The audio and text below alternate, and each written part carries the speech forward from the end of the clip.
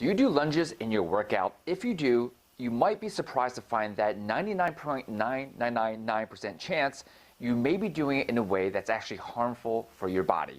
And so in this video, I'm going to share with you how to properly do a lunge that may actually improve your body's health and not destroy it. Hi, this is Dr. Steve Young, owner and founder of Body Solutions. And so in gyms, in fitness magazines, in workout DVDs, you will commonly see people do lunges where whether you're holding a weight in your hand or not, you have your legs sort of split like this, and you're basically lunging with your upper body up and down, right? Very common. We see that all the time.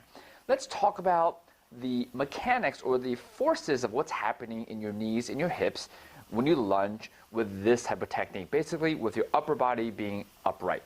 Well, one, it's really not functional, right? If you think about it, if you ever have to lunge in life to pick up something off the floor, can you actually reach the floor with your body being upright? Try that right now. You'll find that you can't. Because if you were to pick up a box or a bag or something on the floor through a lunge, you're going to have to lean forward to get that object. You cannot reach it while your body is straight up and down, right? So really this one is not functional.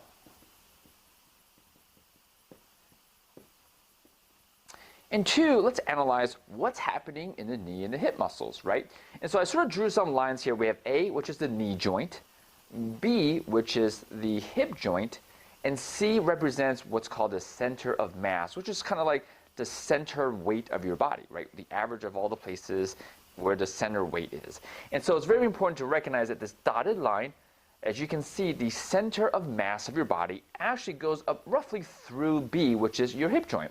What does this do? Well, the hip muscles are things like your hamstrings, your glutes, like your butt muscles, your hip muscles. Those are the muscles that sort of work and put forth effort in the hip joint. And then you have muscles in your knee, and that's going to be like your thigh muscles, like your quadriceps in the front. And so if you lunge in this upright position, if you look at the distance between the A joint and this dotted line, that distance is very large. Whereas there's almost no distance between B and this dotted line because essentially your center of mass is going through that joint. Now in physics, what this does is because the line of the weight of your body, the center of mass is going through the hip joint, that means the hip muscles don't have to work that hard because there is no distance, or the other way to say that is there is no what's called torque on the hip joint as much. Whereas the distance between A, which is your knee, to your center of mass is very high. What that means is it places tremendous amounts of stress and work on your front thigh muscle, also known as a quadricep, like the muscles in the front of your thigh. Well, what's the significance of this? Interestingly, because your hamstring muscles essentially do not work under this scenario much, and your quadricep muscles do all the work, imagine inside your knee, there's a tug-of-war happening all the time. When we get up from a chair, when we run, when we do things, the hamstring muscles are on one side of the tug-of-war, the quadricep muscles are on the other side of the tug-of-war. And ideally, there should be almost a tie, right? Because if one side wins and the other side loses, the knot, the center of this tug-of-war moves. And essentially what happens is when you do lunges in this technique, the quadriceps win, and your knee joint, right? So imagine the thigh bone on top of the lower leg bone, the femur on top of the tibia, right? Is sort of a joint like this. So this is sort of the femur, and then your tibia is kind of like this. And so normally this joint should just spin like that. You do not want this joint to slide like this. Why? Well, if the joint just spins, you have a natural pivot. If it slides, you have a lot of friction. And this friction, also known as wear and tear of your joints, accelerates the breakdown of the cartilage, also known as arthritis, right? And so as you're lunging in this upright position, the quads win. You have all of your body weight, plus if you're doing any kind of weights in your hands, all that weight, crushing down on your knee with possibly thousands of pounds of pressure, right? And so you have that while you're rubbing your knee joint together with every repetition.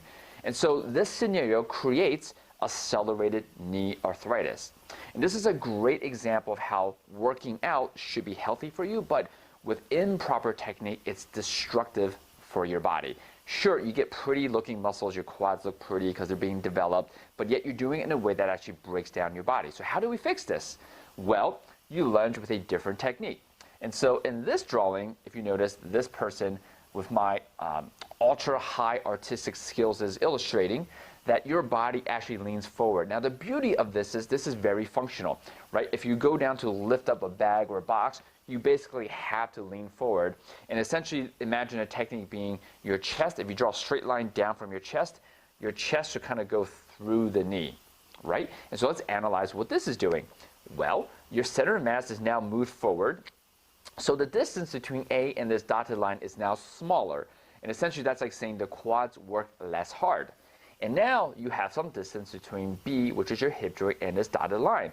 That means the muscles on the other side, like your butt muscles and your hamstrings, they're working now, right? So now you have much more of a tie within that sort of tug of war that's happening inside your knee.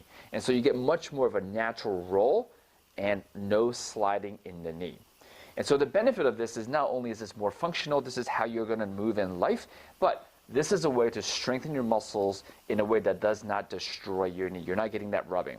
And two, think about it, when you work out, there's a skill component to movement, right? Imagine if you're doing gymnastics, if you're learning to swim, if you're throwing a football. In almost all sports activities, if you're shooting a free throw, there's this concern over proper technique and neuromuscular movements, right? What's the proper way to execute that movement?